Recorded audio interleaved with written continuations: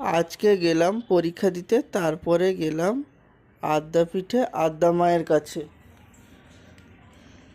সেখানে বাবু একটু ঘোরাঘুরি করছিল এবং খেলা করছিল। বাবুর সাথে আমরাও সেখানে বসেছিলাম। তারপর আমরা গেলাম আদ্যা মায়ের কাছে পুজো দিতে। সেখানে আমরা পুজো দিয়ে তারপর ভোগের কুপন কেটেছিলাম।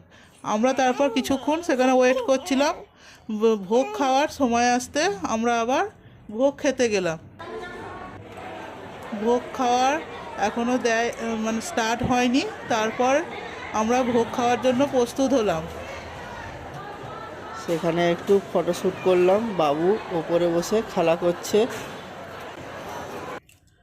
তারপর এবার আমরা বাড়ি যাওয়ার পথে রওনা দিলাম। সেখানে বাবু নিজেই একা হাঁটি হাঁটি করে বাড়ি যাচ্ছিল এবং ছুটোছুটি করে খেলা করছিল। Bye, tata.